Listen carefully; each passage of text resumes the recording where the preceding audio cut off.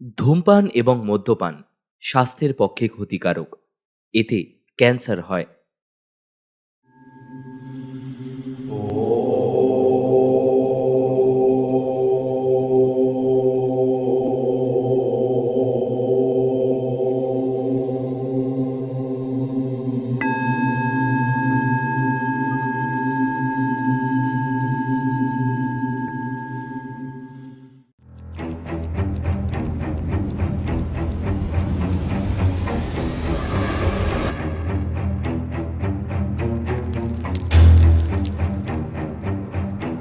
প্রেত লৌকিক অলৌকিক জগতের কল্পকথা।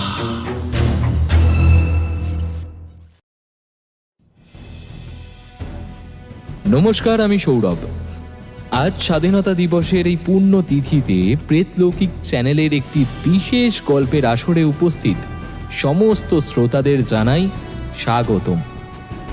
1757 সাল পলাশীর প্রান্তরে অস্ত গিয়েছিল বাংলার স্বাধীনতার সূর্য। বিশ্বাসঘাতকতার রক্তাক্ত অধ্যায় শেষ হয়েছিল এক তরুণ নবাবের স্বপ্ন, আর শুরু হয়েছিল এক দীর্ঘ দাসত্বের ইতিহাস। কিন্তু ইতিহাসের সব গল্প কি বইয়ের পাতায় লেখা থাকে? কিছু কাহিনী চাপা পড়ে থাকে বিস্তৃত সমাধির নিচে, কিছু লুকিয়ে থাকে লোককথায়, আর কিছু অপেক্ষা করে শতাব্দীর পর শতাব্দী অসমাপ্ত প্রতিশোধের জন্য। সেই রকমই এক অজানা শিহরণ জাগানো ইতিহাস, যেখানে অতীত আর বর্তমানের সীমানা মুছে যায়, যেখানে মৃতেরা কখনো কখনো ফিরে আসে তাদের শেষ বিচার সম্পূর্ণ করতে। প্রেতলৌকিক চ্যানেলের আজকের নিবেদন বিশ্বরূপ সেনগুপ্তর কলমে নিঃশব্দ।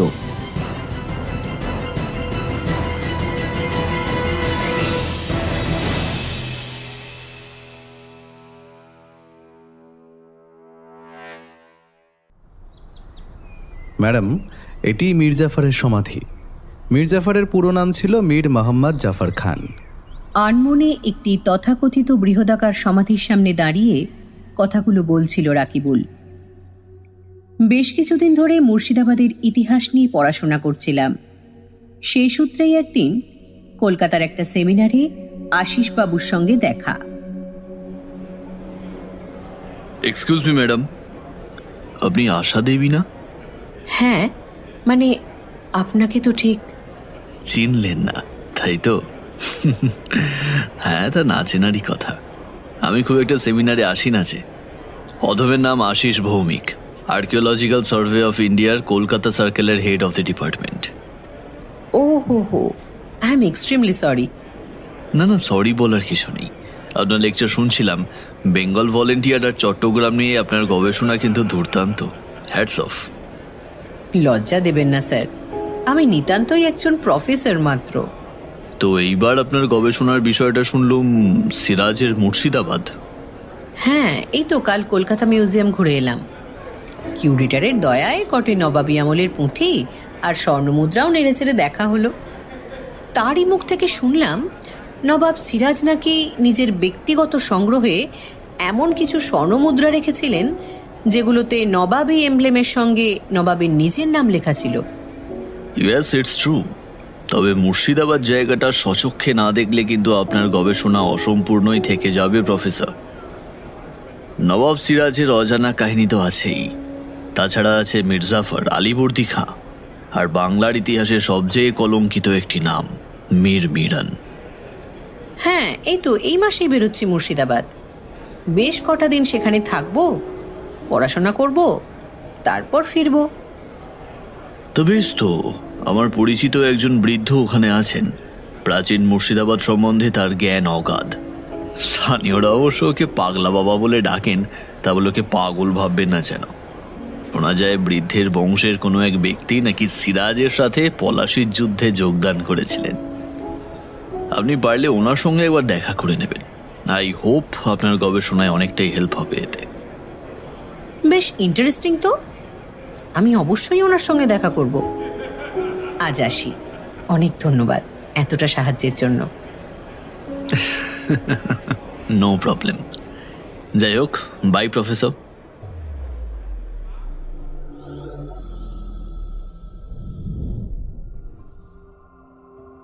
ঠিক ছিল মুর্শিদাবাদ পৌঁছে সর্বপ্রথম ওই বৃদ্ধর সঙ্গেই দেখা করব। পরে অবশ্য স্টেশন চত্বরে রাকিবুলের সঙ্গে আলাপ হয়।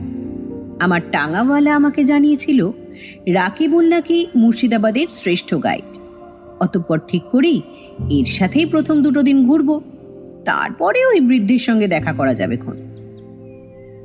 একেবারে পাশের সমাধিটি ওনার কাকার, আর তার পাশে পরপর শুয়ে রয়েছেন ওনার 4 পুত্র, মোবারক উদ্দৌলা, সাইফ উদ্দৌলা, আশরাফ উদ্দৌলা আর নাজম উদ্দৌলা। কথাগুলি বলে রাকিবুল আকাশের দিকে চেয়ে কি যেন ভাবছিল। আমার আকস্মিক প্রশ্নে সে চমকে উঠল। আমার যতদূর জানা তাতে মির্জাফরের 5 জন পুত্র ছিল, 5ম জন মানে মীর মিরনের সমাধি কই? একটু হকচকিয়ে উঠে সে বলে উঠল, সে তো আমার জানা নেই ম্যাডাম, তবে কাল আপনাকে দেখিয়েছিলাম নামাখারাম দেউরি জায়গাটি। শোনা যায় মিরানের আদেশে মোহাম্মদ আলী বেগ সেখানেই সিরাজকে হত্যা করে। ওই নির্মম পাষণ্ড ব্যক্তির সমাধি আদেও কেউ বানিয়েছিল কিনা কে জানে। আল্লাহ অব্দি ওকে কোনোদিন ক্ষমা করবে না। মনে পড়ল আশিসবাবুর সেই উক্তি, বাংলার ইতিহাসে সবচেয়ে কলঙ্কিত একটি নাম মীর মিরন। জাফরাগঞ্জ সমাধিক্ষেত্রে আসার পর থেকে, কিংবা বলা ভালো রাকিবুলের মুখে মির্জাফরের বংশের বেশ কিছু গল্প শুনবার পর থেকে বেশ একটা উত্তেজনা অনুভব করছি।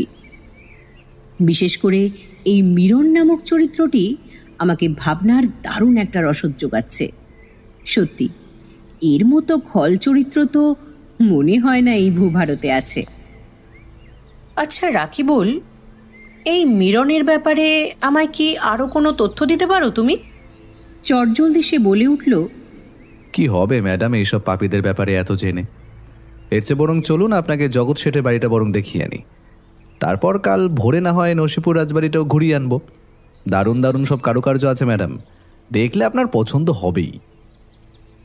বুঝলাম সে ক্লায়েন্ট হাতছাড়া করতে চায় না, অগত্যা আমাকেই একটু কঠোর হতে হলো। না, আমি ওদিকটা যাব না।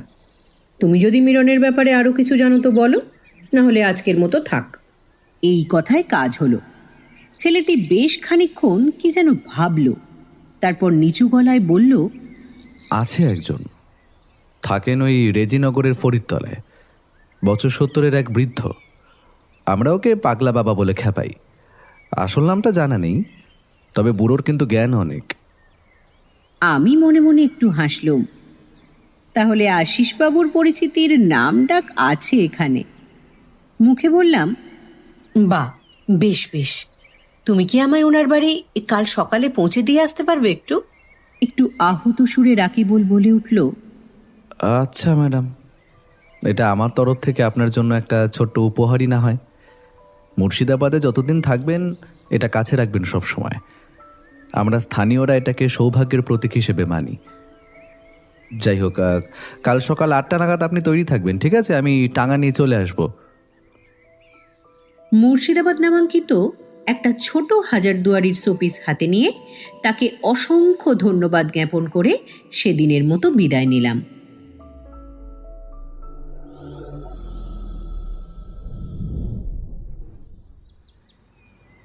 মিরন মিরন হলো মির্জাফরের জ্যেষ্ঠ পুত্র, কিন্তু এই স্বভাবে পিতার থেকে একেবারেই আলাদা।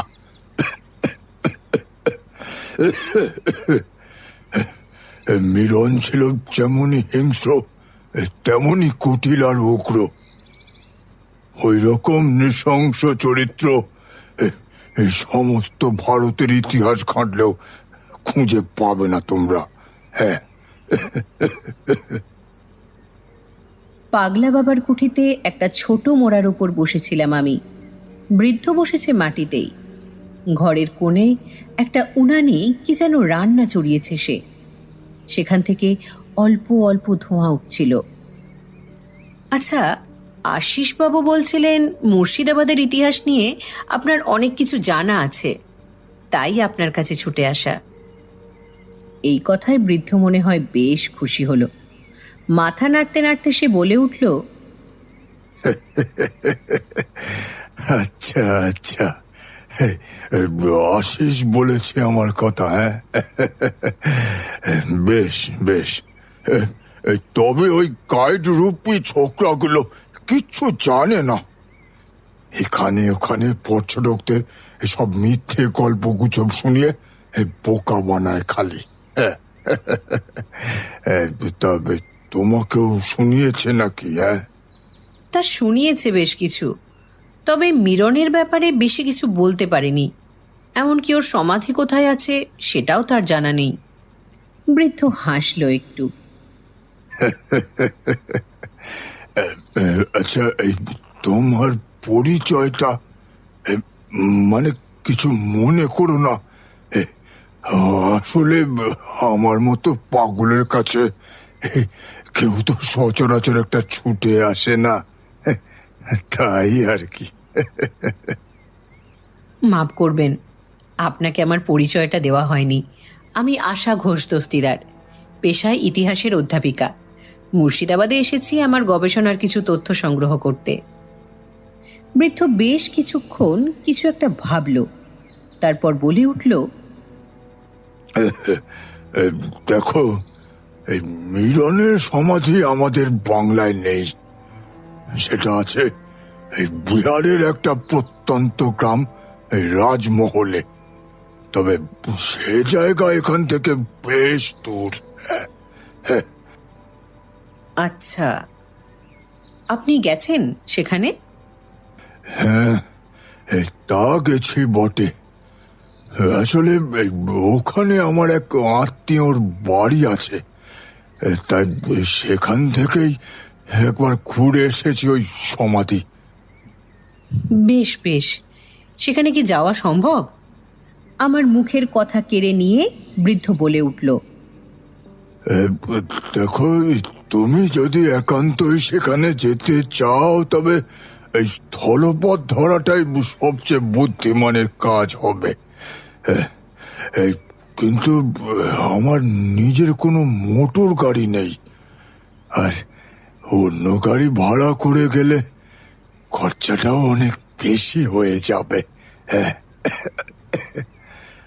আর রেলপথ তো মনে হয় না ওইদিকে গেছে। তাহলে বাকি রইল জলপথ। অবাক হলাম বেশ। জলপথ মানে জাহাজ?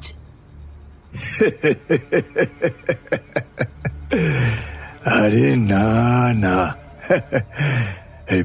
আমার একটা ছোট ডিঙি নৌকো আছে। হ্যাঁ, তবে সেটাতে করে ভাগীরথী বরাবর কিছুটা এগিয়ে গেলেই তারপরে খালের রাস্তা ধরা যায়। বলছিলাম, তাহলে আজ রাতেই যাত্রা শুরু করা যাক নাকি? কি বলো? এবার ব্যাপারটা বুঝলাম। এ পাগলের পাগলামি ছাড়া আর কিছুই না। রণে ভঙ্গ দিতে বলে উঠলাম, আরে না না, থাক, তবে আমি নয় কলকাতায় ফিরে আমার মোটর গাড়িটি নিয়ে আসব। এইবার বৃদ্ধ রেগে গেল। দেখো, তুমি এখানে এসেছো নিজে থেকেই, আমি কিন্তু তোমায় ডেকে আনিনি।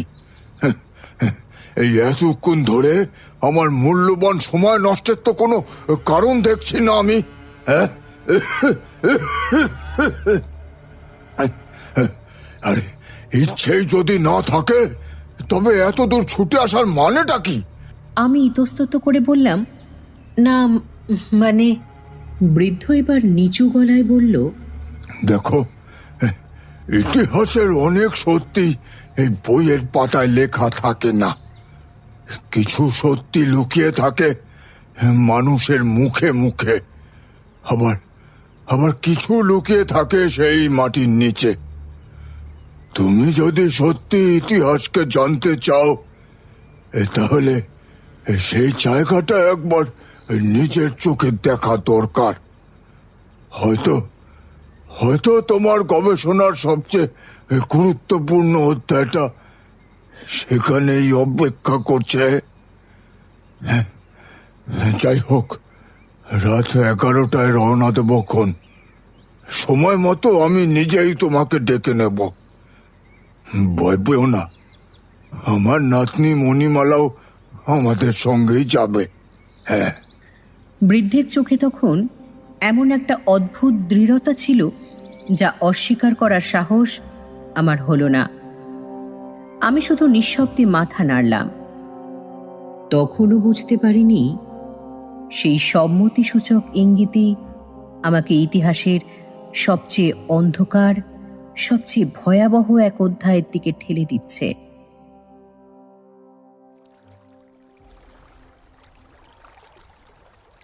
আজ অমাবস্যা।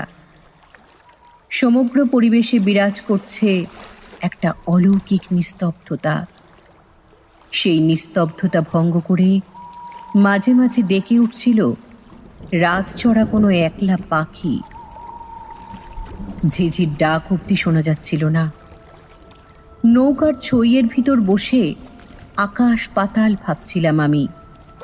বাইরে বৃদ্ধ আর তার নাতনি বসে এক মনে দাঁড় টেনে চলেছে। দুজনেই চুপচাপ। ছইয়ের পর্দা ফাঁক করে একবার বাইরে তাকালাম। মনে হলো যেন মেঘ করেছে আকাশে। যদিও ঠিক ঠাউর করা যাচ্ছে না, তবে আকাশের ঈশান কোণে লাল রঙের ঘনঘটা সেটার দিকেই ইঙ্গিত করছিল। অবশ্য বর্ষাকালে এই ধরনের বৃষ্টিপাত খুব একটা আশ্চর্যের কিছু নয়। যেটা আমাকে ভাবাচ্ছিল সেটা হলো ভাগীরথীর উত্তাল জলরাশি। ঝড় বৃষ্টি শুরু হলে যেভাবেই হোক পাড়ে ভিড়তে হবে, কিন্তু আশেপাশেও তো কোনো জনবসতি চোখে পড়ছে না। বলছি, আমরা কি কাল ভোরের মধ্যে রাজমহল পৌঁছতে পারবো? ছই থেকে মুখ বের করে বললাম। তা পারবো, তবে আমরা নদীপথে প্রথমে পাটনা যাব, তারপর সেখান থেকে খানিকটা পিছিয়ে এসে খালের পথ ধরে রাজমহল। মণিমালা বলে উঠল। বৃদ্ধ কিন্তু একটিও কথা বলছে না। অনেকক্ষণ ধরেই মিরনকে নিয়ে বেশ কিছু কথা জিজ্ঞাসা করতে ইচ্ছে করছিল, কিন্তু ওনার তিরিক্ষি মেজাজের জন্য কিছু বলতে পারছিলাম না। এবার সে নিজেই বলে উঠল। তা তুমি তো শুনলাম অধ্যাপিকা, তো কতটুকু জানা আছে মিরনের ব্যাপারে? হ্যাঁ। আমি একটু হিসাব করে বলে উঠলাম, বেশি কিছু না, তবে ওর হাতেই যে সিরাজের মৃত্যু হয়েছিল এইটুকুই জানা আছে। বৃদ্ধ এবার হো হো করে হেসে উঠল।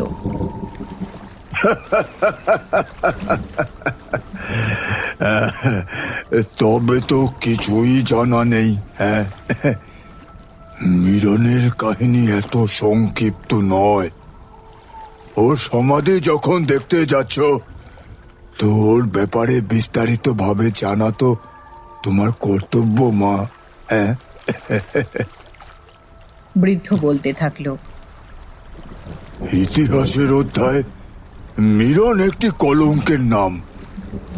সিংহাসনের লোভে মানুষটা যে কতটা নিচে নেমেছিল সেটা তুমি কল্পনাও করতে পারবে না। ব্রিটিশদের সাথে যোগ সাজস করে সিরাজের হত্যা তার শুধু একটা উদাহরণ মাত্র। পলাশির যুদ্ধের পর মিরনের নির্দেশে সিরাজের মা আমিনা বেগম আর মাসি খসেটি বেগমকে জলে ডুবিয়ে মারা হয়েছিল। রিয়াত বাহিনী সিরাজের কোনো বংশধর তার প্রতিটি সন্তানকে নৃশংসভাবে হত্যা করা হয়েছিল। শুধু শুধু ব্রিটিশদের হস্তক্ষেপে বেঁচে যায় সিরাজের বেগম লুৎফারনেসা। অবাক হয়ে শুনছিলাম সেই ভয়ানক কাহিনী। মণিমালাকে দেখলাম মনোযোগ সহকারে নৌকোর দাঁড় টেনে চলেছে। একটু চুপ থেকে বললাম, এ সবই আমার অজানা। সত্যি আপনাকে যে কি বলে ধন্যবাদ দেব, তবে একটা ব্যাপার আমার জানার খুব ইচ্ছে করছে। মিরনের কি এমন হয়েছিল যে তার সমাধি মুর্শিদাবাদে না করে রাজমহলে করা হলো?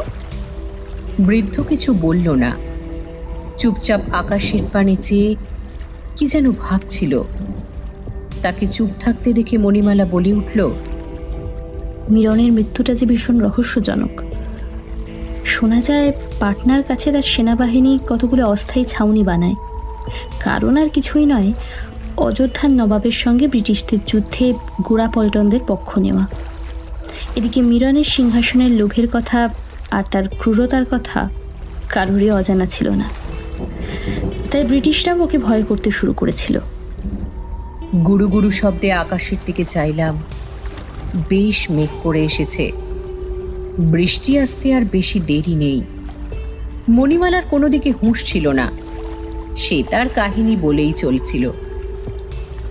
তারপর জানেন তো দিদিমণি, এক বৃষ্টিমুখর সন্ধ্যার রাতে মিরনের তাঁবুতে বাজ পড়ল। ব্যাস, মিরন খতম। তার পুরো দেহ নাকি ঝলসে কালো হয়ে গিয়েছিল। সে এক ভয়ঙ্কর দৃশ্য।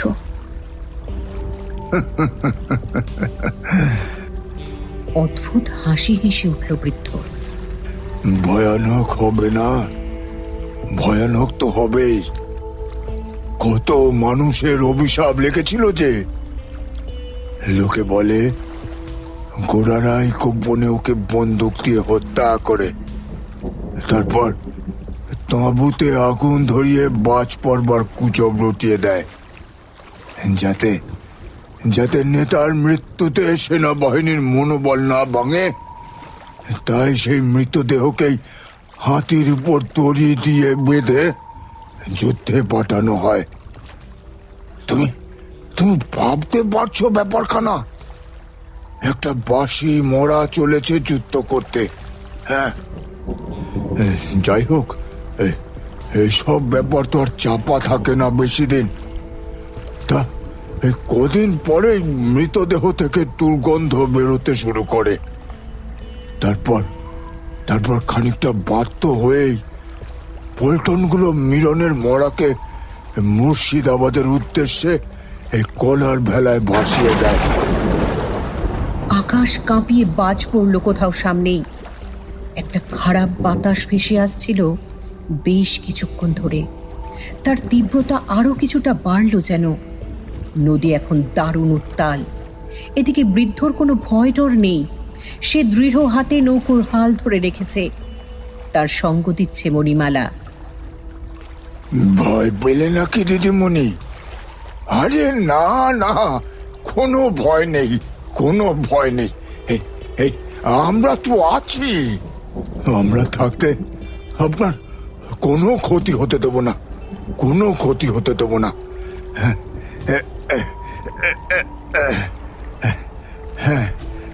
তা যা বলছিলাম, ওই মিরনের মরা অবশ্য ওই মুর্শিদাবাদ অবধি পৌঁছতেই পারেনি। রাজমহলে আস্তে আস্তেই সেটা এমন ভাবে পৌঁছে উঠল যে ওটাকে ওখানকার মানুষের নদী থেকে কেটে আনা একটা খালের পাশে এই আম বাগানে কবর দিল। এই হলো ব্যাপার। এতক্ষণ আমি মনোযোগ দিয়ে বৃদ্ধর কথাবার্তা শুনছিলাম। তার বেশিরভাগই লিখে রাখছিলাম আমার খাতায়। আকাশের অবস্থা একেবারেই ভালো নয়, বৃষ্টি শুরু হবে বলে। চিন্তিত মুখে এবার বলে উঠলাম, বলছি আবহাওয়া তো দেখছি একেবারেই ভালো নয়। ঝড় বৃষ্টি এসে গেলে তো বেশ বিপদে পড়তে হবে। আপনি নৌকাটা পাড়ে ভিড়ান না আপাতত, বৃষ্টি কমলে নয় আবার যাত্রা শুরু করা যাবে। কথা বলার মাঝেই এবার লক্ষ্য করলাম বেশ কিছুটা দূরে নদীর পার বরাবর বেশ কিছু আলো জ্বলে উঠেছে। শশব্যস্ত হয়ে বলে উঠলাম, ওই তো ওইখানে আলো দেখা যাচ্ছে। মনে হয় গ্রামটা মাছে। ওইখানে নৌকাটা দাঁড় করিয়ে চলুন না, ওনাদের কাছে একটু সাহায্য চাই। আমার কথায় বৃদ্ধ আবার বিশ্রীভাবে হেসে উঠল। কোথায় আলো, কোথায় বৃষ্টি দিদিমণি? হ্যাঁ,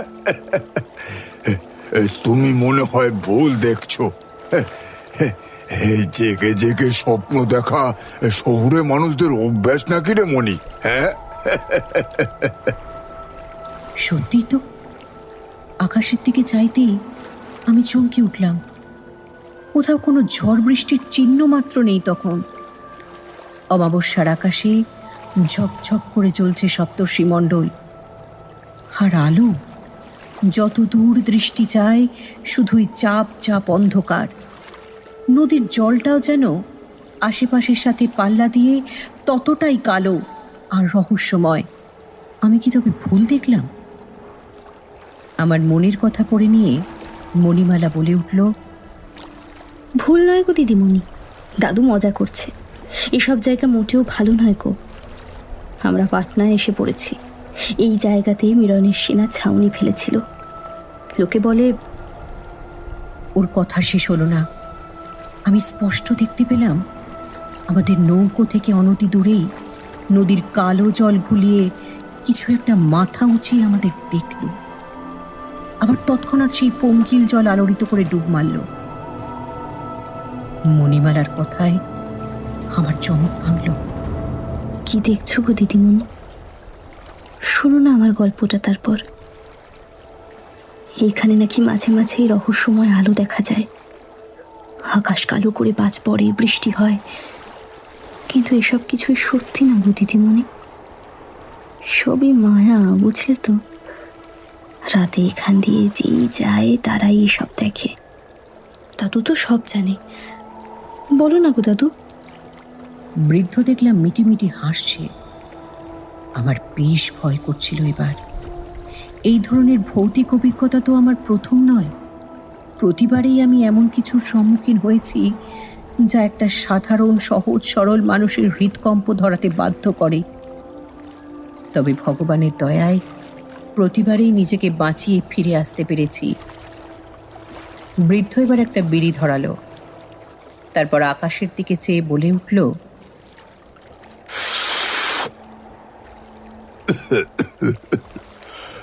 লোকে বলে এই আলো হলো জাদু আলো। হ্যাঁ, কত নৌকা এই আলো লক্ষ্য করে এগিয়ে গিয়ে আর ফিরে আসেনি। হয়তো হয়তো তলিয়ে গেছে কালের অতল গহ্বরে। যাক সে কথা। আমরা এবার এই সামনে থেকে এই ডান হাতে খালের পথ ধরবো। যেখান দিয়ে বেশ কিছুটা এগোলেই পড়বে সেই অভিশপ্ত আম বাগান। মণিমালা এতক্ষণ চুপ করে দাদুর কথা শুনছিল। মেয়েটিকে দেখতে সাদামাটা হলে কি হবে, প্রায় সমস্ত কাজেই সে পারদর্শী। লক্ষ্য করলাম ওদের দুজনের গলাতেই একই রকম দেখতে একটা তাবিজ। দেখতে বেশ অদ্ভুত সেটি, অনেকটা ছোটোখাটো একটি তরবারির ন্যায়। মনে পড়ল আশিসবাবুর কথা। শোনা যায় বৃদ্ধর বংশের কোনো এক ব্যক্তি নাকি সিরাজের সাথে পলাশির যুদ্ধে যোগদান করেছিলেন। ফোনের মেসেজ টোনটা হঠাৎ বেজে উঠতে চমক ভাঙল আমার। রমাপদ মানে আমার ড্রাইভারের একটা ভয়েস মেসেজ ঢুকেছে ফোনে। এতক্ষণ তো মোবাইলে নেটওয়ার্ক ছিল না, এখন হয়তো পার্টনার কাছাকাছি থাকার কারণে সেটা এসেছে। মেসেজটা অন করতেই সেটা থেকে রমাপদর উদ্বিগ্ন কণ্ঠস্বর ভেসে এলো। ম্যাডাম, আশা করি আপনি এখন সুস্থ আছেন। একটা ভীষণ গুরুত্বপূর্ণ খবর দিতে আপনাকে আমি ফোন করেছিলাম। একটু আগে নিউজ চ্যানেলগুলোতে বলছিল মুর্শিদাবাদ থেকে বেশ কয়েকজন নাকি বেমালুম উধাও হয়ে গেছে। খবরটা এতদিন চাপা ছিল। পুলিশও এই কয়েক মাস ধরে তদন্ত চালিয়ে কিছুই কুল কিনারা করতে পারেনি। অবশেষে সিআইডি এই কেসের দায়িত্ব নিয়েছে। তাই একটু দেখে শুনে ওইদিকে চলাফেরা করবেন ম্যাডাম। কোনো কিছু বেগতিক দেখলে আমায় আপনি জানাবেন। আমি অবিলম্বে গাড়ি নিয়ে চলে আসব। প্রণাম নেবেন। আশেপাশের জঙ্গল থেকে একটানা ঝিঝি ডেকে চলছিল। খালের গভীর জলে শব্দ উঠছে, ছলাৎ ছলাৎ। সে এক মায়াবী পরিবেশ। দূরে কোথাও শেয়াল ডেকে উঠল, আর সেই ডাক শেষ না হতেই শোনা গেল পাশের জঙ্গলের মধ্যে থেকে হুতুম পেঁচার আর্তনাদ।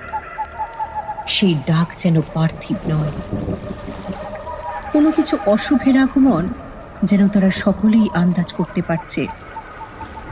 সত্যি কতটুকুই বা চিনি এদের, একদিনেরই আলাপ আর তাতেই এত দূর চলে আসা। এই সম্ভাবনার কথা মনে হতেই একটা প্রবল আতঙ্ক আমায় পেয়ে বসল। শুধুমাত্র জ্ঞানার্জনের আশায় এইসব অজানা অচেনা লোকের সঙ্গে আমার আসা উচিত হয়নি একেবারে। ব্যাগের ভিতরে থাকা অস্ত্রটিতে একবার হাত রাখলাম, না, সব ঠিকঠাকই আছে। আসলে একা একা বিদেশী হয়ে ঘুরতে হয় বলে এই লাইসেন্স রিভলভারটি আগের মাসেই কিনেছি। এখন যেদিকে দুচোখ যায় শুধুই দিগন্ত বিস্তৃত অন্ধকার। কিছু বলবেন নাকি দিদিমণি? কোনো সমস্যা হয়েছে? চমকে উঠলাম মণিমালার কণ্ঠস্বরে।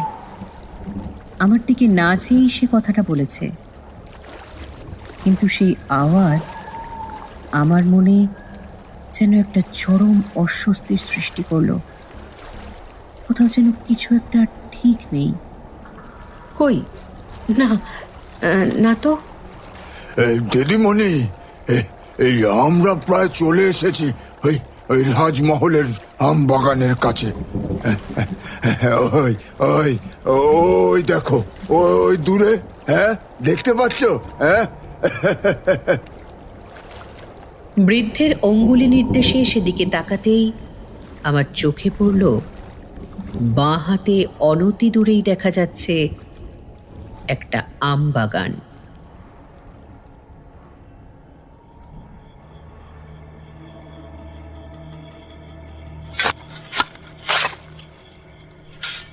ঝুপঝুপ করে মাটি তোলার শব্দ এই নিঝুম আমবাগানে একটা অপ্রীতিকর চঞ্চলতার সৃষ্টি করেছিল। বৃদ্ধ আর তার নাতনি এখন আমার পিছনে একটি আম গাছের অপেক্ষাকৃত নিচু ডালে নিজেদের মধ্যে গল্পে মত্ত। আমবাগানে প্রবেশ করে মিরনের কবর খুঁজে পেতে বৃদ্ধর কোনো অসুবিধা হয়নি। লণ্ঠনের আলোতে বাগানের বৃহদাকার গাছটার নিচে চোখ পড়তেই বুঝতে পেরেছিল এই হচ্ছে মিরনের কবর। মনে হচ্ছে মিরনের কবর কেউ হালে খুঁড়েছে। দেখুন, এখানে মাটি কেমন ঝুরঝুরে আর ভেজা। তুমি ঠিক ধরেছ দিদিমণি। আর বলো না, এই এই গেল মাসেই তো সরকারের লোক এসে ওই মিরনের কবর খুঁড়ল। কি না তারা ছাইপাশ পরীক্ষা করে দেখবে এ মরা আদৌ মিরনের নাকি অন্য কারুর। যত সব পাগলের দল। মরা কি আর আস্ত আছে? হ্যাঁ, সেসব তো মাটিতেই মিশে গেছে কবে। পড়াশোনা করেও এরা এত বৌদ্ধ হয় কিভাবে কে জানে। বুঝলাম সরকারি প্রত্নতত্ত্ববিদ এসে মিরনের কবরের মাটি তুলে নিয়ে গেছে ডিএনএ টেস্ট করতে। মুখে বললাম, আপনি এত সব জানলেন কি করে? ওই যে বলেছিলাম না, এই আমার রাজমহলের আত্মীয়ের কথা, সেই জানিয়েছে আমায়। হ্যাঁ, ভেবেছিলাম হবু নবাবের সমাধি নিশ্চয়ই বেশ জমকালো হবে, তাই এহেন দুর্দশা দেখে বৃদ্ধকে জিজ্ঞেস করতে সে শুধু মুচকি হেসে বলেছিল, আসলে মিরনকে সাধারণ মানুষ একেবারেই পছন্দ করত না, তাই তার জন্য কোনো বিশেষ সমাধি ফলক বানানোরও প্রয়োজন মনে করেনি।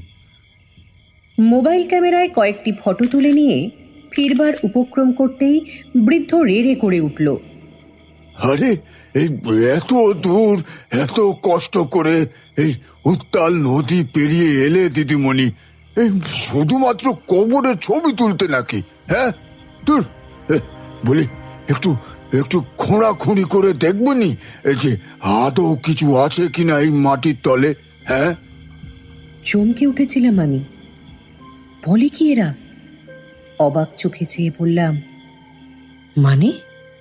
সরকার ততটুকুই খুঁজেছে যতটা তাদের প্রয়োজন, কিন্তু তারা পুরো কবর খুঁড়েও দেখেনি। উপরিভাগের মাটি আর কয়েকটা নমুনা নিয়েই তারা চলে গেছে। তুমি যদি ইতিহাস নিয়েই গবেষণা করো তাহলে নিজের চোখে অন্তত একবার দেখে নেবে না সবটা? হ্যাঁ, হয়তো হয়তো এমন কিছু এখনো মাটির নিচে রয়ে গেছে যেটা যেটা ইতিহাসের নথিতে কোনো দিনও লেখা হয়নি। কবর খুঁড়বো মানে? না না, আমি এইসব অনৈতিক কাজ করতে পারবো না। তাছাড়া সরকার থেকে তো কদিন আগে এসে যাচাই করেই গেছে। আর এত যুগ পরে যে এখানে কোনো দেহাবশেষ অবশিষ্ট থাকতে পারে না সেটা আপনারাও ভালো করে জানেন। কাজেই তা থাকতে পারে না, কিন্তু হিরে জহরত তো থাকতে পারে। বাংলার হবু নবাব বলে কথা। না, সেটাও সম্ভব নয়। আপনারাই তো বললেন এনাকে কবর দেয় সাধারণ মানুষ। হিরে জহরত এইসব থাকলে তারা কি ওইসব সরিয়ে নেয়নি? আর যদি ওই রত্নভাণ্ডার থেকেও থাকে সেটা সরকার অবশ্যই সরিয়ে রেখেছে এতদিনে। এইবার বৃদ্ধ আমার কাছে এগিয়ে এসে নিচু স্বরে বলল, দিদিমণি, সবাই সব জানে না, কিন্তু আমি জানি। ওই ওই মিলনের কোরে আঙুলে একটা একটা হীরের আংটি ছিল। হ্যাঁ, কবর দেওয়ার আগে সেটা খোলা হয়নি। আর আর সরকারও তার সমাধি থেকে কোনো কিছুই পায়নি। অতএব অতএব সেই আংটি যে মাটির তলায় কোথাও আছে সে নিয়ে আমার দ্বিমত নেই। যদি যদি সেটা খুঁজে পাও তবে কয়েকটা ছবি তুলে রেখো। পরের দিনের বেলায় এসে আরো একবার সেটার ছবি তুলে সরকারের কাছে পাঠিয়ে দেবে কোন। এতে তোমারই সুনাম হবে দিদিমণি। হ্যাঁ গো, তুমি আমার মেয়ের মতন দিদিমণি। তোমার সুখ্যাতি হলে এই বুড়োই সবচেয়ে বেশি আনন্দিত হবে গো। হ্যাঁ গো দিদিমণি। হ্যাঁ, লোভ বড় সাংঘাতিক জিনিস। একে উপেক্ষা করে কার সাধ্যি? তবে হ্যাঁ, হীরের আংটির লোভ নয়, বরং জগৎ জোড়া খ্যাতির লোভ আমাকে ওই সময় অন্ধ করে তুলেছিল। একবারও মনে হয়নি যে এই কাজ তারা আমার অবর্তমানেও তো করতে পারত। বৃদ্ধ নৌকা থেকেই একটা শাবল সাথে করে এনেছিল, সেইটি দিয়েই ঘোরা শুরু করলাম। বৃদ্ধ অথবা মণিবালার কাছে সাহায্য চাইনি আমি। তারা একটু দূরে বসে আমার মাটি কুপানো এক মনে চেয়ে দেখছিল। বিসদৃশ্য একটা ধাতব শব্দে আমার চমক ভাঙল। শাবলটা কিছু একটা কঠিন বস্তুতে সজোরে আঘাত করেছে। তবে কি প্রচণ্ড একটা উত্তেজনায় শাবলটা মাটিতে রেখে হাত দিয়েই মাটি খুঁড়তে লাগলাম। আর খানিকটা মাটি সরাতেই যেটা আমি দেখলাম তাতে আমার সারা শরীরে একটা হিমশিহরণ খেলে গেল। একটা পূর্ণবয়স্ক মানুষের কঙ্কাল শায়িত রয়েছে সেখানে। ভয়ে আমি বাকরুদ্ধ হয়ে গেলাম। এ কঙ্কাল কার? মিলনের? না না, তা কোনোভাবেই সম্ভব নয়। এতকাল বাদে কঙ্কাল কেন? তার শরীরের কোনো অংশই অবশিষ্ট থাকা উচিত নয়। সম্বিত ফিরে পেয়ে দ্রুত পিছু হটতেই কেউ আমাকে পিছন থেকে এক ধাক্কা মেরে সামনের খোঁড়া গর্তের মধ্যে ফেলে দিল। আর আমি গিয়ে পড়লাম সেই কঙ্কালের ঠিক পাশে। সাময়িক আঘাত সামলে নিয়ে উপরে তাকাতেই লক্ষ্য করলাম দুই জোড়া কুটিল দৃষ্টি চেয়ে রয়েছে আমার দিকে। দিদিমণি, লাগেনি তো? কি আর করা যাবে বলো? কষ্ট না করলে কেষ্ট তো আর মেলে না। কি? হ্যাঁ,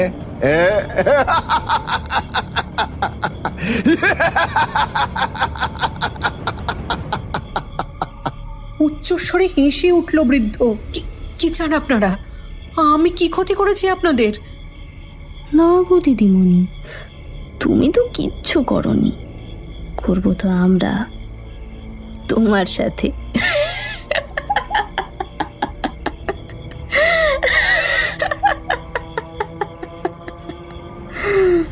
হেসে ওঠে মণিমালা। মানে তোমরা কি আমাকে মেরে ফেলতে চাও? জেনে রাখো, আমার কিছু হলে তোমরাও কেউ ছাড় পাবে না। সে কথা পরে ভাবা যাবে প্রফেসর। অমাবস্যা শেষ হতে চলল যে, শুভ কাজে আর বেশি দেরি করতে নেই। চেনা কণ্ঠস্বরে চমকে উঠলাম। এই মুহূর্তে গর্তের ঠিক ধারে একটি পিস্তল আর কমণ্ডল হাতে দাঁড়িয়ে আমার দিকে চেয়ে মিটিমিটি হাসছেন আশিস ভৌমিক। সমস্ত চক্রান্তের পিছনে কি এরই হাত তবে? কিন্তু তা কিভাবে সম্ভব? অনেক প্রশ্ন আপনার মনে, তাই না প্রফেসর? তবে প্রথমে সেগুলোই নিরসন করা যাক, কি বলো বাবা? ঠিক ঠিক ঠিক। হাততালি দিয়ে হেসে ওঠে বৃদ্ধ। শুনুন তবে, আমরা হলাম মুর্শিদাবাদের হবু নবাব মীর মিরানের বংশধর। আমি হলাম মীর আসাফুদ্দৌলা ওরফে আশিস ভৌমিক, আর উনি আমার বাবা মীর সাইফুদ্দৌলা। মণিমালার প্রকৃত নাম মণিমা বেগম, আমার একমাত্র কন্যা। আসলে এইসব কাজ করতে একটু আধটু মিথ্যের আশ্রয় নিতে হয় বই কি। জন্ম জন্মান্তর ধরে শাহজাদ ও মিরান এখানে শুয়ে রয়েছেন, কিন্তু তার স্বপ্ন তো পূরণ হয়নি। কিসের স্বপ্ন? এই যে বাংলার নবাব হওয়ার স্বপ্ন, মুর্শিদাবাদের সিংহাসনের স্বপ্ন। বিশ্বাসঘাতক ব্রিটিশ গুপ্তঘাতকের মাধ্যমে তাকে পাটনায় হত্যা করে, আর তারপর সেটা বজ্রপাত বলে চালিয়ে দেয়। কিন্তু এখন আপনারা কি চান? আহা, উতলা হবেন না, সময় আছে এখনো আপনার হাতে। আমরা নবাবকে আবার জীবন্ত করে তুলতে চাই। আমরা চাই নবাব আবার তার হারানো সাম্রাজ্য ফিরে পাক। আমরা চাই এই বিশ্ব জগতের একটাই সম্রাট হোক, নবাব মীর মিরান। আর তাই তো আমরা এই কবর খুঁড়েছি, তাও আবার সরকারের সহায়তায়। ডিএনএ সংগ্রহ করেছি, আর তারপর জাপানে শিখে আসা তন্ত্রবিদ্যার মাধ্যমে ডিএনএ থেকে সম্পূর্ণ শরীর গড়ে তুলে নবাবকে আবার জাগিয়েছি। সকৌন সাইয়ের নাম জানা আছে প্রফেসর? এসব অতি প্রাচীন মহাবিদ্যা। কত কাঠখড় পোড়াতে হয়েছে আমাকে এসব শেখার জন্য, জানেন? যা বলছে এরা তা যদি সত্যি হয়, তবে আমাকে এখানে কেন নিয়ে এসেছে? আমি এদের কি সাহায্য করতে পারি? কি ভাবছো গো দিদিমণি? তোমাকে আমরা এখানে নিয়ে এসেছি কেন, তাই তো? হ্যাঁ, আমি বলি? না বাবা, আমাকেই বলতে দাও। আপনি হয়তো শুনেছেন প্রফেসর যে মুর্শিদাবাদের বিভিন্ন প্রান্ত থেকে বেশ কিছু মানুষ গায়েব হয়ে গেছে। কথাটা অর্ধ সত্য। শুধু মুর্শিদাবাদ নয়, তার আশেপাশের গ্রাম থেকেও আমরা প্রায় ৭১ জন লোককে ধরে এনে এখানে বলি দিয়েছি, যার ফলস্বরূপ আমরা নবাবের দেহকে পুনর্নির্মাণ করতে সফল হয়েছি। কিন্তু শুধু একটাই খামতি থেকে গেছে। কি খামতি? সেটা না হয় নিজের চোখেই দেখে নিন। এই বলে আশিসবাবু আকাশের পানে চেয়ে কি সব মন্ত্র উচ্চারণ করলেন। কয়েকটা শব্দ শুনে বুঝলাম ভাষাটা জাপানি। কুড়োই আমি নো রেইকানিও মেজামে মেজামে জিগো কুনো তো বিরা হিরাকে শিনো চিকারা মিরন নো তামাশি ইয়োমি গায়েরে। শব্দগুলো যত তীব্র হতে লাগলো, ততই চারপাশের বাতাস ভারী হয়ে উঠল। প্রায় 10 মিনিট ধরে সেই মন্ত্রোচ্চারণ চলল। অবশেষে একটা তীব্র হুঙ্কার দিয়ে সে তার হাতে ধরে থাকা একটি কমণ্ডল থেকে কিছু একটা আমাকে লক্ষ্য করে ছুঁড়ল। না, আমাকে না, আসলে সেটা ছোঁড়া হয়েছিল আমার পাশে শুয়ে থাকা মিরনের অভিশপ্ত কঙ্কালটিকে লক্ষ্য করে। অবাক হয়ে দেখলাম সেই তরলের সংস্পর্শে আসা মাত্র মিরনের নিষ্প্রাণ কঙ্কালে ধীরে ধীরে মাংস জুড়তে লাগলো। সে এক বীভৎস দৃশ্য। ধীরে ধীরে একটা একটা করে অঙ্গ প্রত্যঙ্গ গড়ে উঠতে লাগলো সেই কঙ্কালের শরীরে। কিছুক্ষণের মধ্যেই সেই কঙ্কাল পরিণত হলো রাজ পোশাক পরিহিত এক অগ্নিদগ্ধ মানব দেহে। মিরন এই বাংলার সর্বাপেক্ষা নিষ্ঠুর এক খল চরিত্র, যার হাতে মরতে হয়েছিল না জানি কত নিরীহ মানুষদের, যার ভয়ে এককালে এই মুর্শিদাবাদে বাঘে গরুতে এক ঘাটে জল খেত। প্রচণ্ড ভয়ে চিৎকার করে উঠলাম। তারপর আপ্রাণ চেষ্টা করলাম গর্তের মাটি বেয়ে উঠবার, কিন্তু বৃথা চেষ্টা। সেই গর্ত এতটাই পিচ্ছিল যে যতবারই উপরে উঠবার চেষ্টা করি না কেন শেষমেশ পড়ে যাই সেই অতল গহ্বরে। উপরে তিনজনই তারস্বরে হেসে উঠল।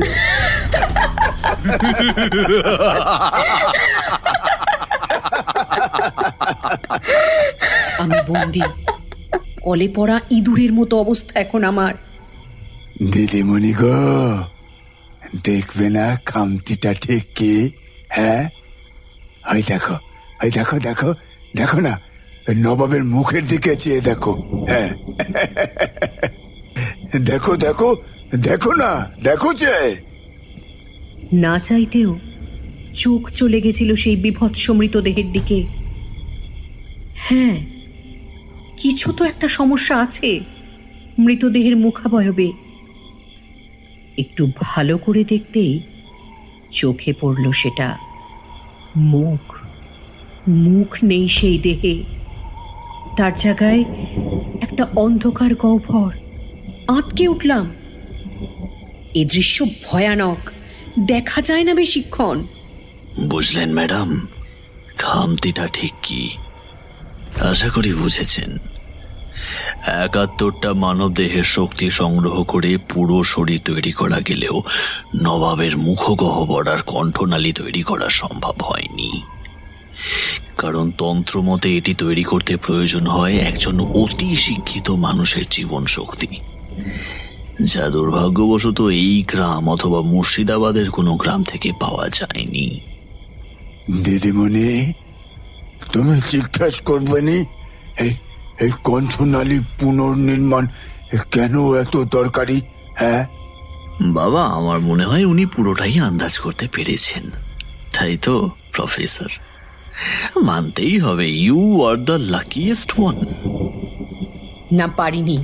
আপনাদের এই প্রলাপ আমি বুঝতে পারিনি আর বুঝতে চাইও না।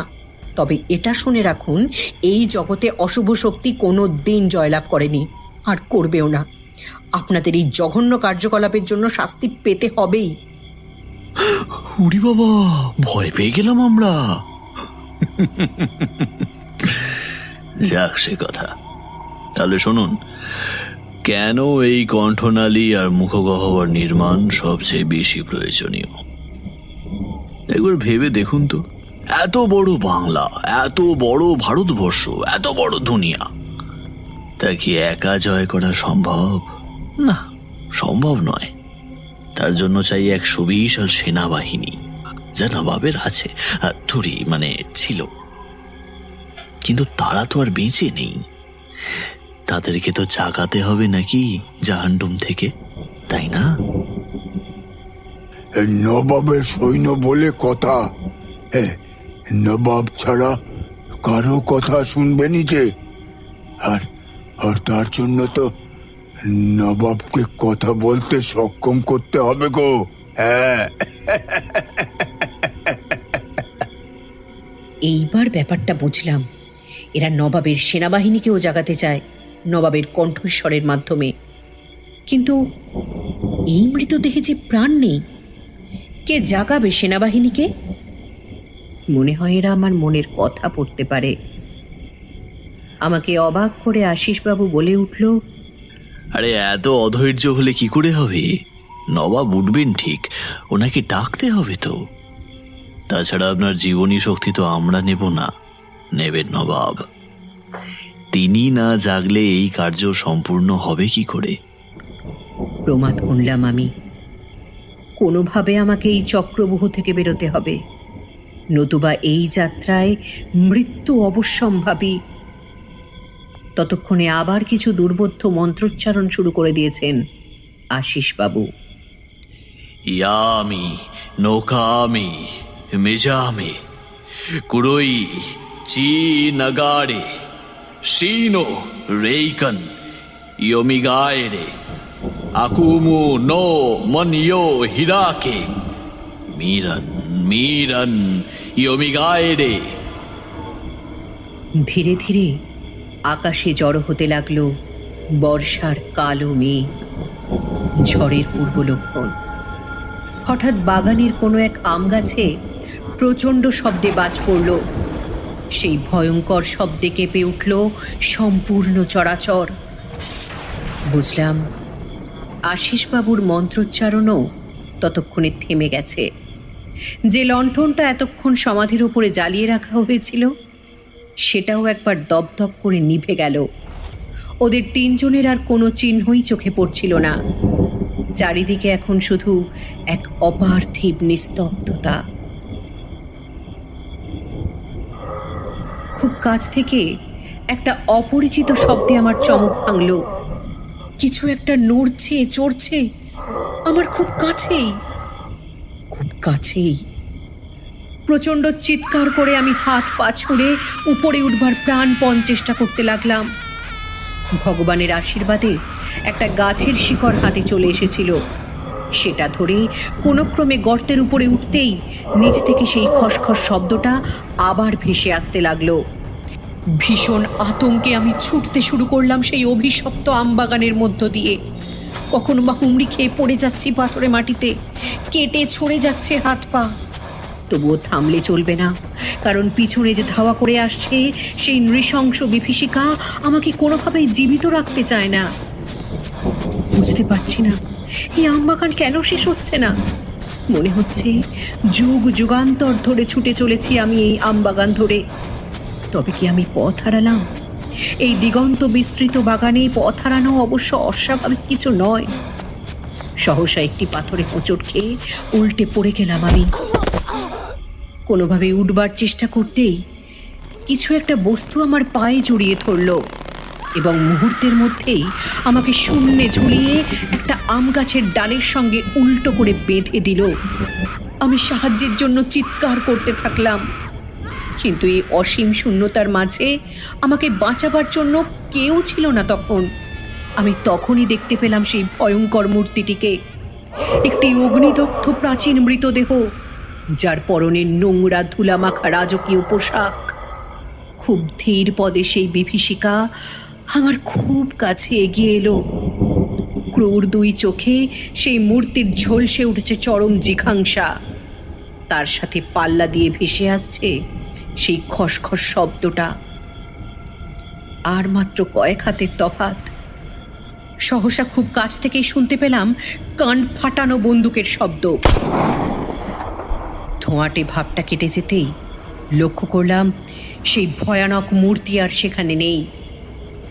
বদলে আমার ঠিক পিছনে পিস্তল আর একটা লণ্ঠন হাতে দাঁড়িয়ে আছে রাকিবুল।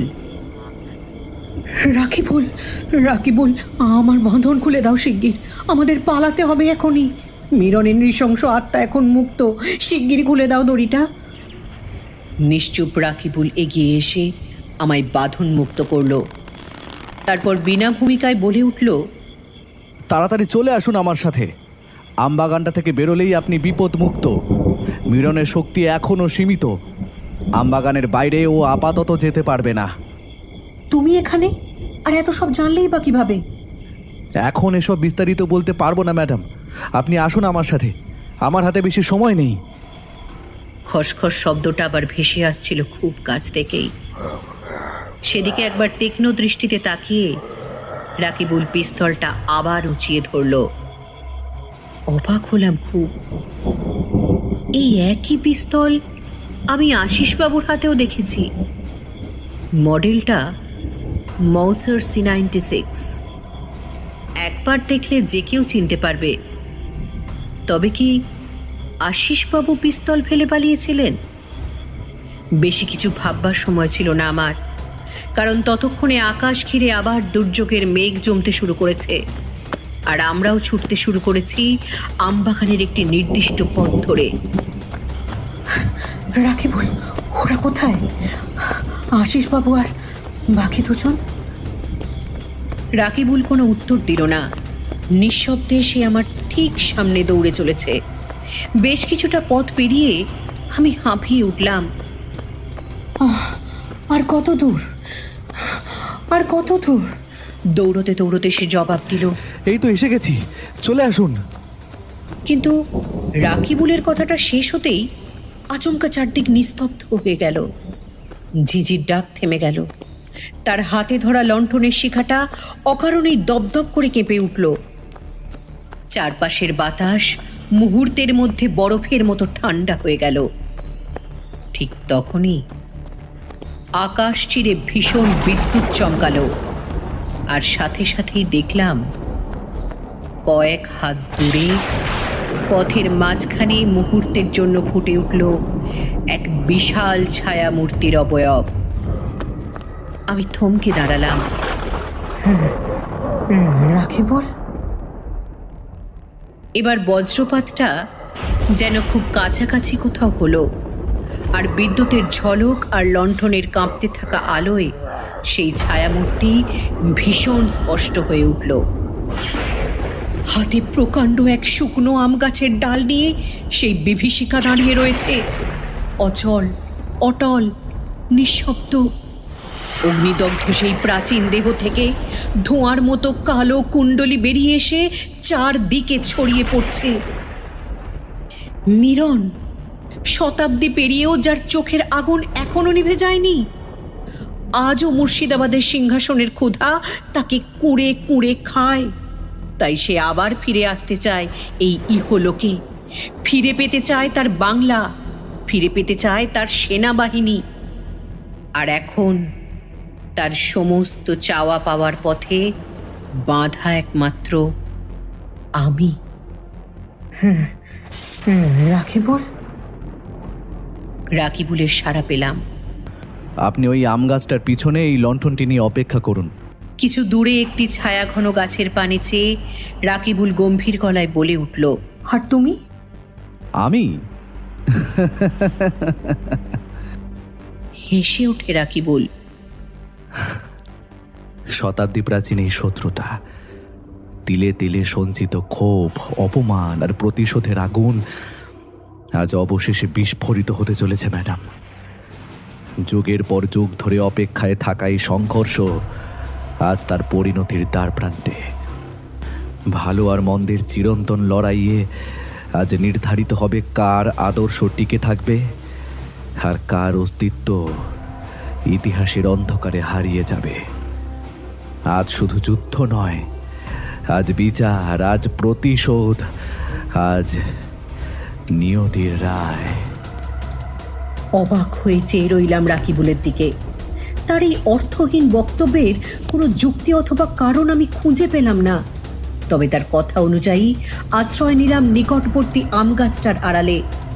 আকাশের বুক চিরে আবার ঝলসে উঠল বিদ্যুৎ, আর মুহূর্তে হাতে সেই বৃহদাকার ডাল নিয়ে রাকিবুলের ওপর ঝাঁপিয়ে পড়ল মূর্তিমান বিভীষিকা। পরের কয়েকটা মুহূর্ত একটা স্বপ্নের মতো কেটে গেল। ভয়ানক অথচ আদিম এক যুদ্ধের সাক্ষী হয়ে রইলাম আমি। বুঝতে পারছিলাম না রাকিবুলের মতো একজন সাধারণ মানুষ কিভাবে এতটা শক্তি ধরে। রাকিবুলের দুই হাত এক ঝটকায় সেই বিশাল ডালটাকে আটকে দিল। আঘাতের অভিঘাতে চারপাশের মাটি যেন কেঁপে উঠল। খানিকটা পিছিয়ে গেলেও রাকিবুল কিন্তু পড়ে গেল না। আবার চমকে উঠল বিদ্যুৎ। মুহূর্তে দেখলাম সেই বিভীষিকাময় মূর্তি ডালটিকে ঘুরিয়ে ভয়ানক শক্তিতে রাকিবুলকে লক্ষ্য করে আছড়ে মারল। কিন্তু ঠিক শেষ মুহূর্তে সরে গেল সে। ডালটা পাশের শতবর্ষী আম গাছের একটি দুর্বল শাখায় আঘাত করতেই সেটা চৌচির হয়ে ছিটকে পড়ল চারদিকে। নীরব বৃক্ষটি যেন মরণ যন্ত্রণায় আর্তনাদ করে উঠল। তারপর যা ঘটল তা সম্পূর্ণ অবিশ্বাস্য। সেই ভয়ানক অবয়ব মাটি ছেড়ে কয়েক হাত ওপরে উঠে গেল। লণ্ঠনের মৃদু আলোয় লক্ষ্য করলাম তার সেই রাজকীয় পোশাক বাতাসের ধাক্কায় পিছন দিকে উঠছে, আর চারদিকের ক্লেদাক্ত অন্ধকার যেন সেটা ঘিরে পাক খাচ্ছে। মুহূর্তের মধ্যে রাকিবুলের ওপর ঝাঁপিয়ে পড়ল সেই মূর্তি।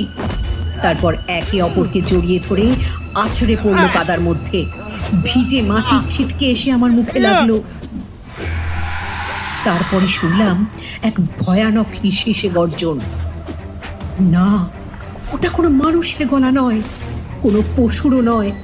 এ যেন নরকের অতল গহ্বর থেকে উঠে আসা এক অভিশপ্ত আত্মার উন্মত্ত আর্তনাদ। ঘটনাক্রমে প্রবল আক্রোশে রাকিবুলের গলা চেপে ধরে মিরনের প্রেতাত্মা তাকে শূন্যে তুলে ধরল এবং তৎক্ষণাৎ আবার আছড়ে ফেলল মাটিতে। আমাকে অবাক করে দিয়ে রাকিবুল মুহূর্তে উঠে দাঁড়ালো আর মিরনের মূর্তির মুখ লক্ষ্য করে এক প্রচন্ড ঘুষি মারল। আর টাল সামলাতে না পেরে সেই বিভীষিকা আমার ঠিক সামনে এসে ছিটকে পড়ল। বিদ্যুৎ চমকালো। সেই আলোয় দেখলাম সেই মৃতদেহের মুখের চামড়া গলে গিয়ে নিচের কালচে হাড় বেরিয়ে এসেছে। ঠোঁটহীন সেই বিশাল শূন্য মুখগহ্বর এখন সম্পূর্ণ উন্মুক্ত। চারদিকের তাপমাত্রাটা হঠাৎ অনেকটা নেমে গেল। প্রমাদ করলাম আমি, কারণ মিরনের সেই বিভৎস মূর্তির লক্ষ্য এখন আর রাকিবুল নয়, আমি। পালান ম্যাডাম, পালান! ওর চোখের দিকে তাকাবেন না আপনি, পালান! রাকিবুল পিছন থেকে চিৎকার করে উঠল। আমি প্রাণপণে পালাতে চাইলাম, কিন্তু পারলাম না। কোনো অদৃশ্য শক্তি আমার পা দুটোকে মাটির সঙ্গে আটকে রেখে সেই বিভীষিকার দিকে তাকিয়ে থাকতে বাধ্য করছে। স্থাণুর মধ্যে দাঁড়িয়ে আমি মৃত্যুর অপেক্ষা করছিলাম। আর ঠিক তখনই পিছন থেকে বিদ্যুৎ গতিতে ঝাঁপিয়ে পড়ল রাকিবুল। হাতে আম গাছের ভেঙে পড়া একটি মোটা ধারালো ডাল। সমস্ত শক্তি একত্র করে সে সেটি সজোরে চালিয়ে দিল মূর্তিটার ঘাড়ে। একটা ভয়ানক শব্দ হলো। মুহূর্তের মধ্যেই সেই মৃতদেহ থেকে মাথাটা বিচ্ছিন্ন হয়ে কাঁধার উপরে গড়িয়ে পড়ল। আর মুন্ডহীন সেই দেহ কয়েক মুহূর্ত স্থির হয়ে দাঁড়িয়ে রইল সেখানে, যেন এখনো তার ভিতরে কোনো অশুভ শক্তি স্পন্দিত হচ্ছে। এবার সেই স্কন্ধকাটা শরীর থেকে ঘন কালো ধোঁয়ার মতো কিছু বেরিয়ে পাক খেতে লাগলো আমাদের মাথার উপর। লণ্ঠনটা তাড়াতাড়ি, তাড়াতাড়ি লণ্ঠনটা আমাকে দিন! কাঁপতে কাঁপতে লণ্ঠনটা এগিয়ে দিতেই সে গর্জে উঠল। দেহ আর মাথা দুটোতেই আগুন ধরান, এক্ষুনি, দেরি করবেন না। আমি হতভম্ব হয়ে তাকিয়ে রইলাম। দ্রুত! এবার তার গলায় যেন আদেশের সুর। আর কয়েক সেকেন্ডের মধ্যেই ওর মাথা আবার ধরের সঙ্গে জুড়ে যাবে, তখন কিন্তু ওকে আর থামানো যাবে না। কথাগুলো শেষ হতেই দেখলাম কাদার উপর পড়ে থাকা সেই বিচ্ছিন্ন মুন্ডুটা ধীরে ধীরে কাঁপছে, যেন কোনো অদৃশ্য শক্তি তাকে আবার দেহের দিকে টেনে নিয়ে যেতে চাইছে। আমার বুকের রক্ত যেন হিম হয়ে গেল। কাঁপতে কাঁপতে লণ্ঠনের আগুন মাটিতে পড়ে থাকা বিকৃত মুন্ডুটার ওপর উল্টে দিলাম। পর মুহূর্তেই দাউ দাউ করে জ্বলে উঠল বিচ্ছিন্ন মাথাটা। তারপর জ্বলন্ত শিখা থেকে একটা ছেঁড়া কাপড়ে আগুন ধরিয়ে ছুঁড়ে দিলাম মুন্ডহীন দেহটার দিকে। কাপড়টা স্পর্শ করতেই যেন বহুদিনের অপেক্ষায় থাকা কোনো অভিশাপ আগুনের রূপ নিল। মুহূর্তের মধ্যে দাউ দাউ করে জ্বলে উঠল সমগ্র দেহটা। আগুনের শিখা যত উঁচু হতে লাগলো ততই চারদিক কাঁপিয়ে উঠল এক ভয়ানক আর্তনাদ। ঝড় যেন আরো একবার উন্মত্ত হয়ে উঠল। আকাশ চিরে বিদ্যুৎ চমকালো। আর ঠিক তখনই দেখলাম আগুনের ভেতর থেকে ধীরে ধীরে উঠে এলো এক বিশাল কালো ছায়া। মানুষের আকৃতি, অথচ মানুষ নয়। সে যেন কিছুক্ষণ আমাদের দিকে ঘৃণা ভরা দৃষ্টিতে তাকিয়ে রইল। তারপর এক বিকট আর্তনাদ করে পাক খেতে খেতে আকাশের অন্ধকারে মিলিয়ে গেল।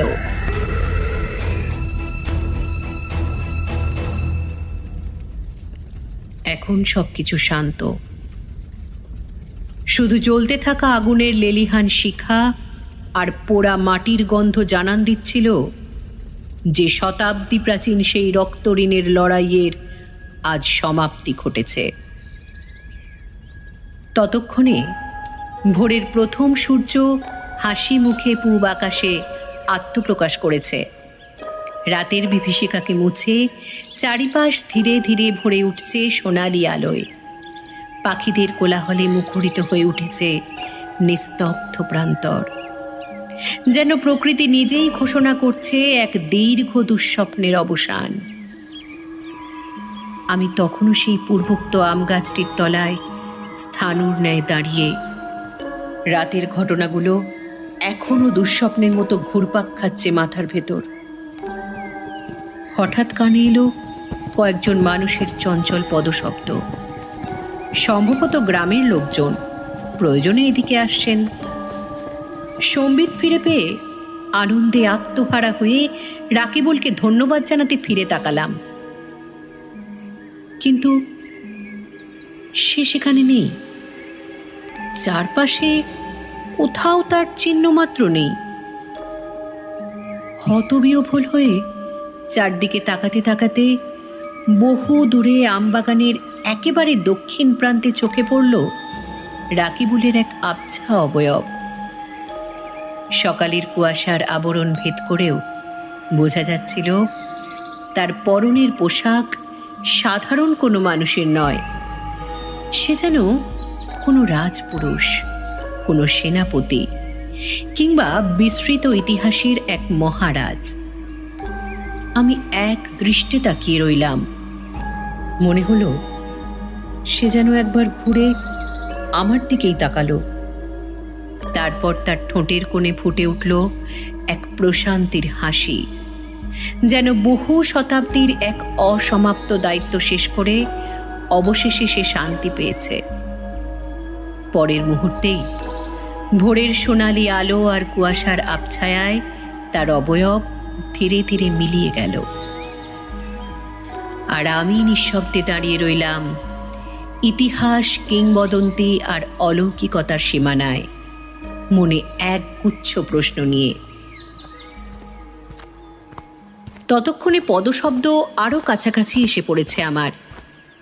সেদিকে ফিরে তাকাতেই চমকে উঠলাম। বেশ কয়েকজন খাকি পোশাক পরিহিত পুলিশ কর্মীর সাথে জঙ্গলের উত্তর দিক থেকে এগিয়ে আসছে রাকিবুল। এ কি করে সম্ভব?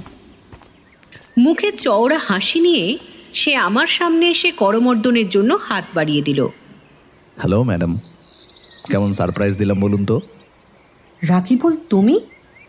তবে কি? সে হেসে বলল, তবে আবার কি, গত 2 ঘন্টা ধরে আপনাকে হন্যে হয়ে খুঁজে চলেছি। কোথায় লুকিয়েছিলেন বলুন তো? থতমত হয়ে বললাম, আমি কিছু বুঝতে পারছি না। আচ্ছা আচ্ছা, ব্যস্ত হবেন না। প্রথমে নিজের আসল পরিচয়টা দিই। Myself senior inspector Rik Adhikari, crime investigation department, west Bengal.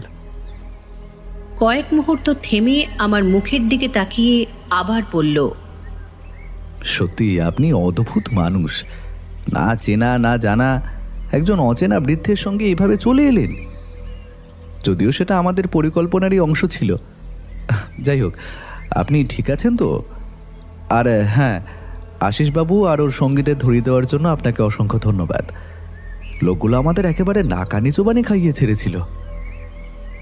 আমি কোনো মতে বললাম, কিন্তু আমি তো কিছুই করিনি। রিকবাবু হেসে উঠলেন। করেননি? তাই নাকি? তাহলে বলুন তো, খালপাড়ের আম গাছের ডালে আশিসবাবু আর ওর 3 সঙ্গীকে পিচমোড়া করে বেঁধে রাখলো কে? আপনি ছাড়া আর এই আমবাগানে আছেটা কে শুনি? পাশ থেকে একজন পুলিশ কর্মী হেসে বললেন, হ্যাটস অফ ম্যাডাম, আপনার কিন্তু সরকারি পুরস্কার একেবারে বাঁধা। আমি আরো বিভ্রান্ত হয়ে পড়লাম। কিন্তু আপনারা আমার খোঁজ পেলেন কিভাবে? মনে আছে জাফরাগঞ্জে আমি আপনাকে হাজার দুয়ারি যে শোপিসটা দিয়েছিলাম, ওটার ভেতরেই একটা জিপিএস ট্র্যাকার বসানো ছিল। বিজ্ঞানের অনবদ্য আবিষ্কার। আমি হতবাক হয়ে তার দিকে তাকিয়ে রইলাম। রিকবাবু এবার একটু গম্ভীর হলেন। আশিসবাবুর ওপর আমার সন্দেহ বহুদিনের। কেন সন্দেহ হয়েছিল, কিভাবে হয়েছিল, সেটা অনেক বড় গল্প, অন্য কোনো দিন বলবো। তবে আমাদের খবরিদের কাছ থেকে একটা অস্পষ্ট তথ্য ছিল, গ্রামের মানুষগুলো নিখোঁজ হওয়ার ঘটনায় ওর হাত থাকতে পারে। পিছন থেকে আরেকজন পুলিশ অফিসার যোগ করলেন, আর ওই বুড়ো আর ছুরিটা, ওরাও কি কম যায় স্যার? যে কটা লোক উধাও হয়েছে প্রত্যেকে বুড়োর সাথে একবার না একবার দেখা করেছে। রিকবাবু মাথা নাড়লেন। ঠিক তাই, ঘটনাচক্রে সেদিন সেমিনারে আমিও ছিলাম।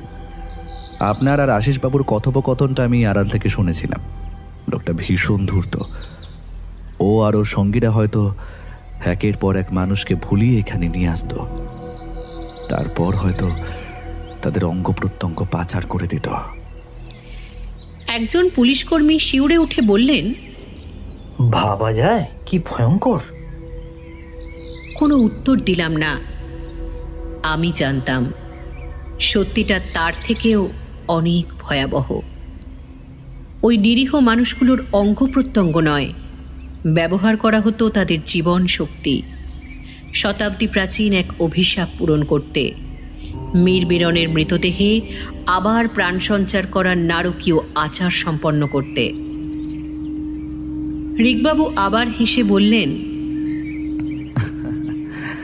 আর যে টাঙ্গাওয়ালা আপনাকে আমাদের কাছে পাঠিয়েছিল সেও কিন্তু আমাদেরই লোক।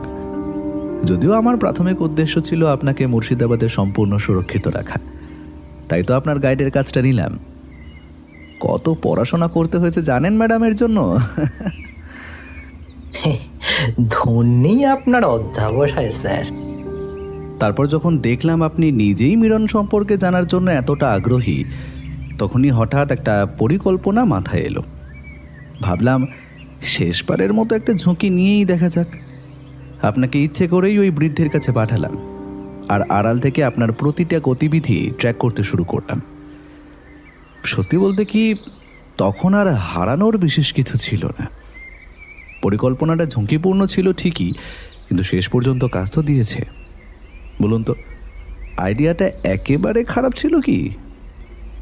একটু থেমে চারপাশে তাকিয়ে রিকবাবু দীর্ঘশ্বাস ফেললেন। তবে এই আম বাগান আমাদের সত্যিই নাজেহাল করেছে। মনে হচ্ছিল যেন এক অন্তহীন ভুলভুলাইয়ায় ঢুকে পড়েছি। তবে একটা কথা বলুন তো, ব্যাগটা নৌকোয় ফেলে আসাটা কি খুব জরুরি ছিল? ট্র্যাকারটা তো ওর মধ্যেই।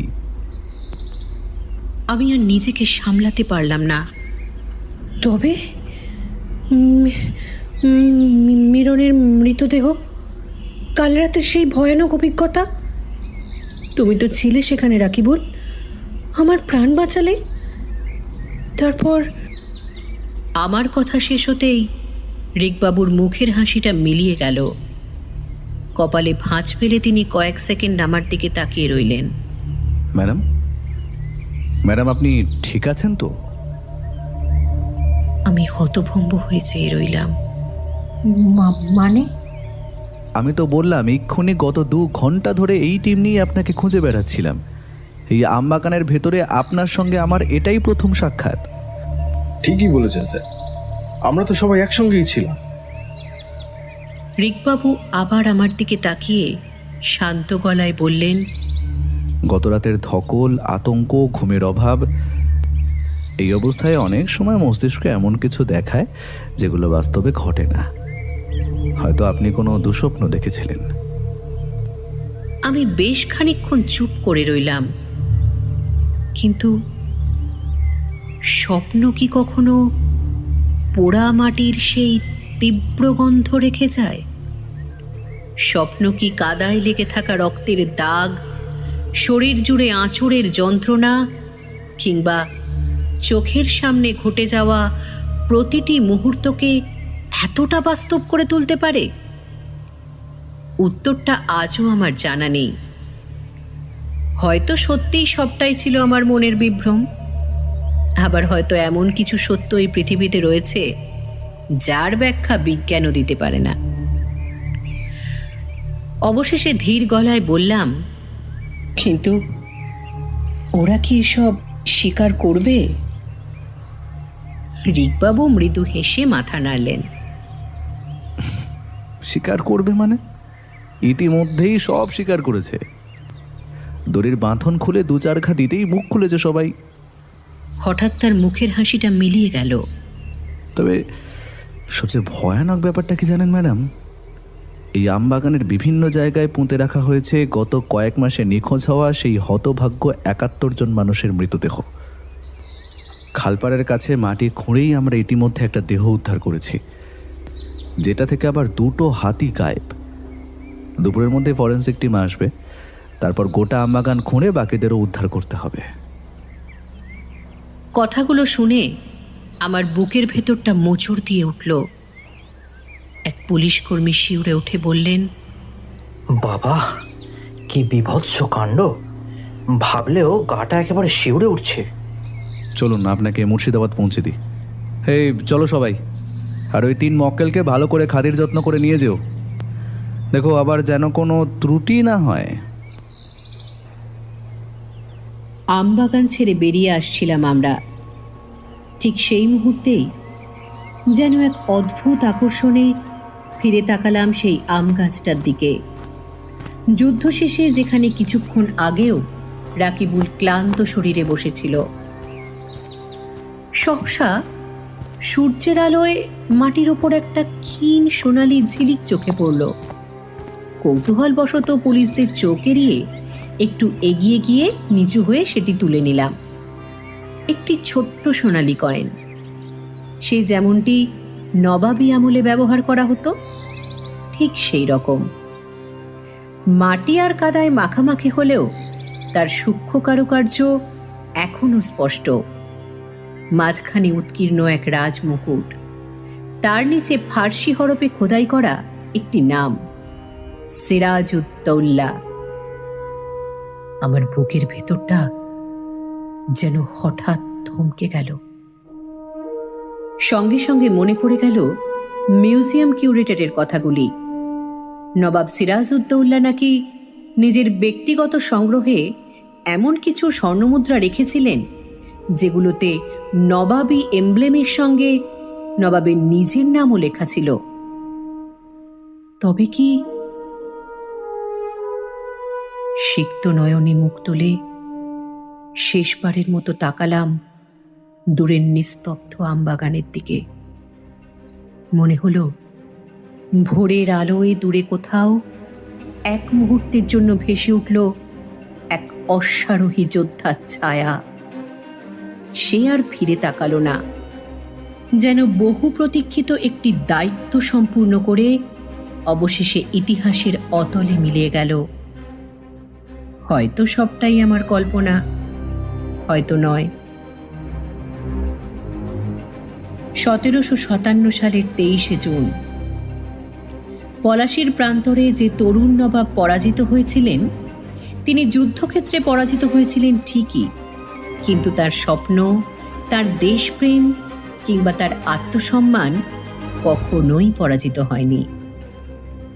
বিশ্বাসঘাতকতার ছুরিতে ক্ষতবিক্ষত হয়ে তার জীবন শেষ হয়েছিল, কিন্তু শতাব্দীর পর শতাব্দী পরেও তার আত্মা যেন অপেক্ষা করছিল, নিজের মৃত্যুর প্রতিশোধ নেওয়ার জন্যে নয়, বিশ্বাসঘাতকতার বিচার সম্পূর্ণ করার জন্য। ইতিহাস বিজয়ীদের গল্প বেশি মনে রাখে, কিন্তু ইতিহাসের ঋণ থাকে তাদের প্রতিও যারা শেষ নিঃশ্বাস পর্যন্ত নিজের দেশ, নিজের মাটি আর নিজের মানুষের জন্য লড়েছিলেন। আমি নিঃশব্দে কয়েনটি বুকের কাছে চেপে ধরলাম।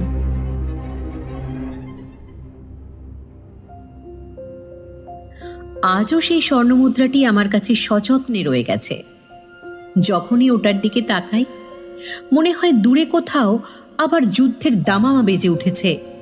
কুয়াশা ভেদ করে কোনো এক তরুণ নবাব ঘোড়ার পিঠে চেপে এগিয়ে চলেছেন, নিজের সিংহাসনের জন্য নয়, নিজের মাটি, নিজের মানুষ আর নিজের মাতৃভূমির সম্মান রক্ষার জন্য।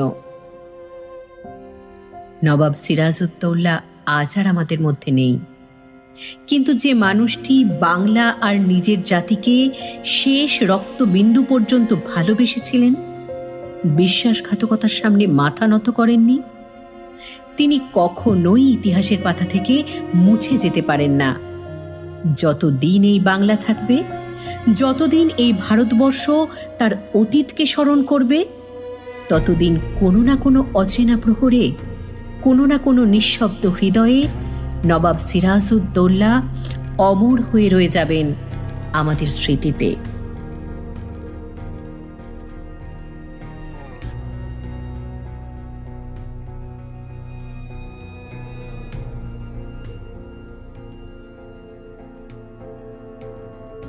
শুনছিলেন বিশ্বরূপ সেনের কলমে আশা ঘোষ দস্তিদারের একটি রোমহর্ষক ঐতিহাসিক ভৌতিক থ্রিলার নিঃশব্দ।